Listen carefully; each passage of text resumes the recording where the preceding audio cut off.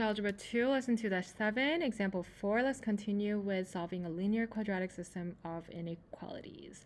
So how can you solve the system of inequalities when we have inequalities instead of equations?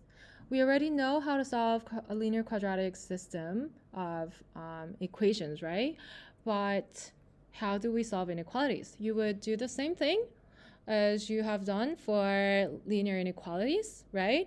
What do you know about systems of inequalities? So for example, if you have y greater than 0 and then y greater than x, right? If this is your line, you will have y is greater than 0. So y is equal to 0 is this line, right? Y is greater than, and you need to color them. If y is greater than 0, then you will color here above. And then your y is equal to x is this line, but it's greater than, so it's a dotted line. And if it's greater than, y is greater than, all your points are greater than your line. So it's over here. So your overlapping area, which is over here, this one, would be your solution, and then it moves on and goes on and on, right? So for a system of linear quadratics, it's the same. If you have a curve and then you have an inequality, you would either color it inside or outside depending on your y. If your y is greater than your line, then pick a point, draw a line above. This is greater than this line. If it's less than, your y has to be below your graph. So it's below your graph, okay? So depending on your equations, it will look different. And then you need to shade them. There's no inequality, no solutions for inequality where it's just like 1 point, right? It usually covers an area. All right, so first of all, we can solve them by algebra, but before we do that, first of all, we want to graph them, because for inequality, it's much easier to graph and solve them. So graph the quadratic inequality, because eventually you do have to graph, because it's impossible to write all the possible points that could be solutions, right? So you're going to graph the quadratic inequality for the first inequality, and then graph the linear equality for the second one. You already know how to graph the linear inequality. How do you graph the quadratic inequality? It's the same as graphing quadratics, but you do have to shade, okay? So you're going to solve for y first, or you can write it in vertex form so that you can graph using the vertex, right? So your inequality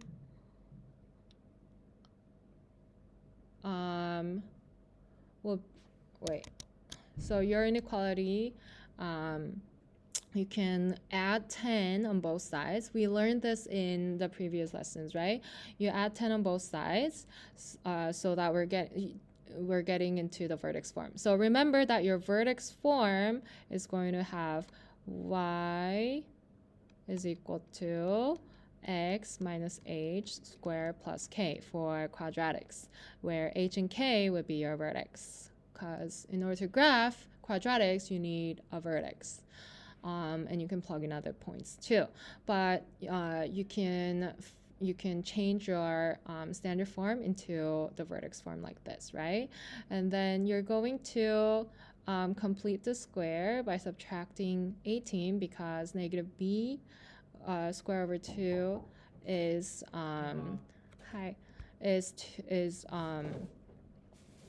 negative 18, okay?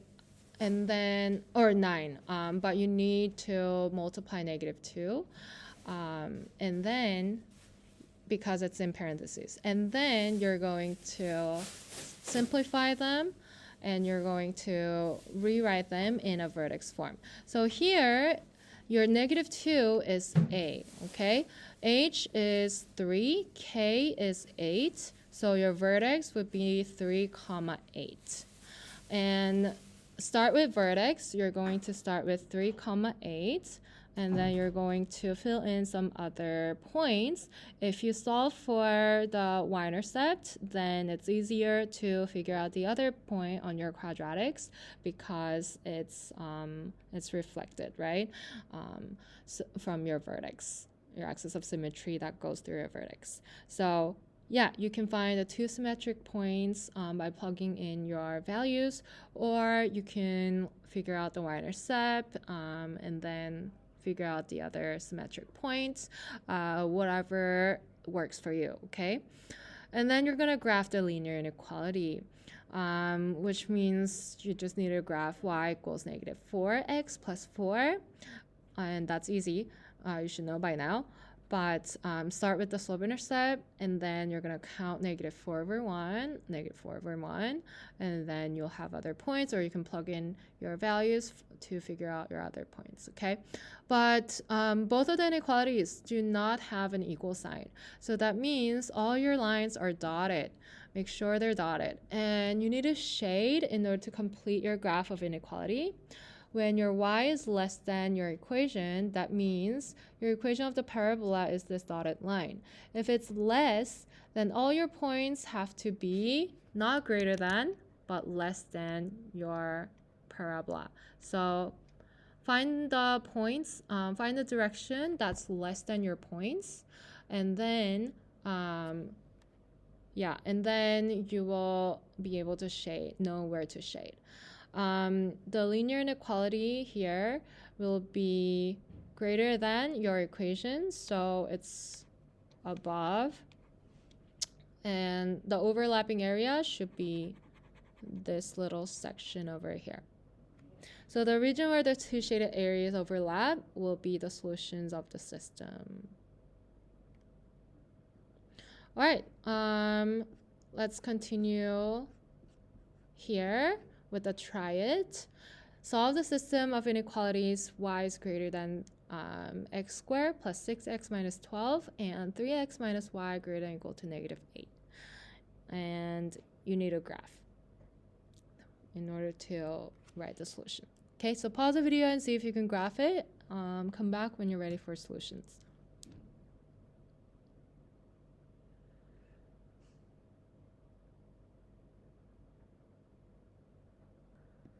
Okay, try number 4. Solve the system of inequalities using shading. First, you need to solve the quadratic equation to the vertex form. So you need to change this by completing the square, right? Whoops. So